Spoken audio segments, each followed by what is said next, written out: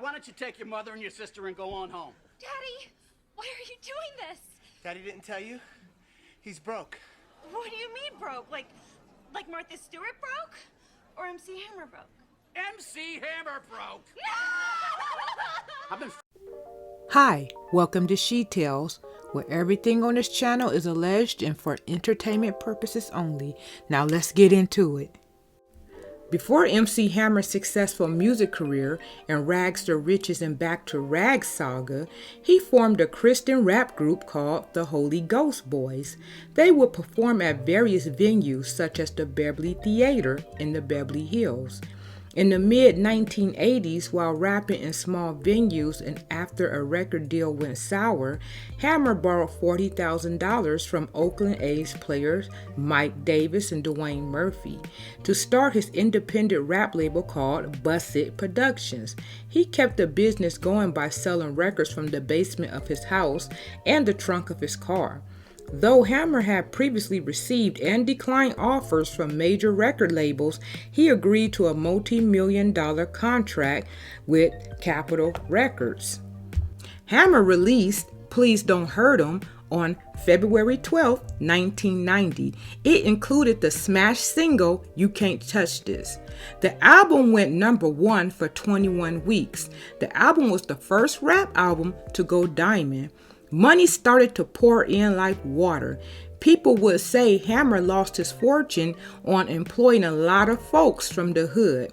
And yes, that was part of it, but let's get into how he really lost his fortune. Hammer did employ a large entourage and dancers that consist of 200 employees. Before we go any further, I'm going to give y'all some tea on Hammer dancers, aka goons. They say Hammer and his dancers was out here putting a pause on people. Growing up, I thought Hammer was this bubblegum rap artist that wouldn't hurt a fly. Wrong. They say Hammer and his dancers were beating the brakes off of people. Everybody in the industry knew this and was scared of him. They say Hammer was out here putting whole hits out on people, allegedly putting hits out on people.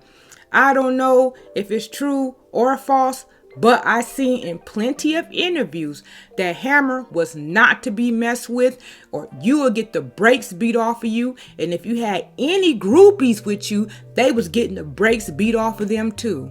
And also, Hammer was very strict on his dancers. He did not play, and he was not for any foolishness. Now let's get back to how Hammer lost his fortune. Hammer would spend up to $1 million a month to maintain his entourage. He owned 17 expensive cars, a 30-foot stretch limo just so he could pull up to the award shows and floss in, 2 helicopters, a private jet, 40,000 square foot mansion in the Bay that looked over the ghettos which he grew up in. He wasn't satisfied, so he spent $30 million on home upgrades. That included a gold gate with the phrase Hammer Time. He also had marble statues of himself throughout the mansion, gold toilets and hot tubs, and he had tons of fountains and water in pools around his mansion. I had nothing. Now I have everything, and now I say the world is mine. Is it true that you have 2,000 outfits? Yes. 2,000 outfits. So what kind of closet do you have? A mobile closet, a lot of big cases that we travel, ample cases. And so you all travel on, do you like rent a big private jet and all of you all travel on the private jet? Yes. We have a 727 that we lease and we fly. Have mercy. He had a love for championship racehorses. He had multiple of these horses. These horses was valued at $250,000 and some close to $1 million.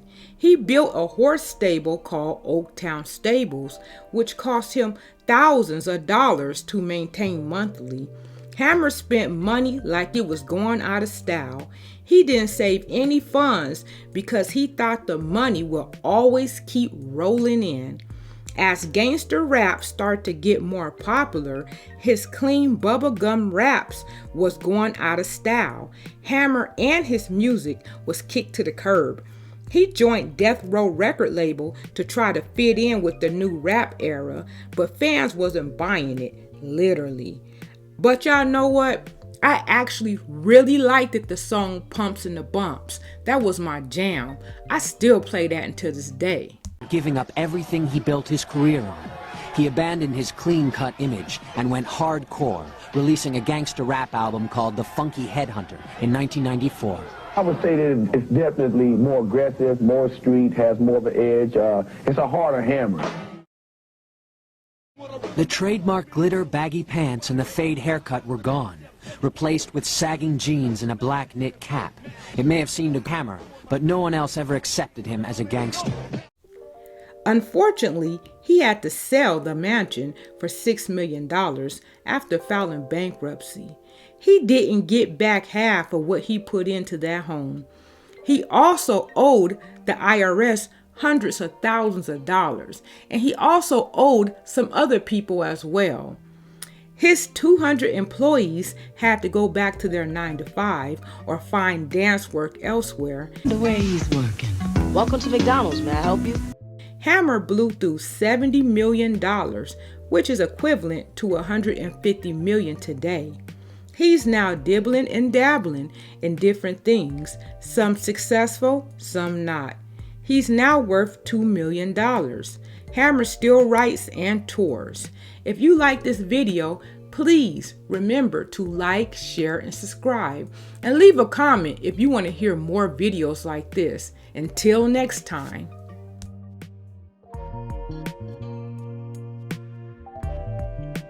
Oh, Hammer, a gangster now? Oh, you gonna kill me now? What you gonna, okay, you can't touch this.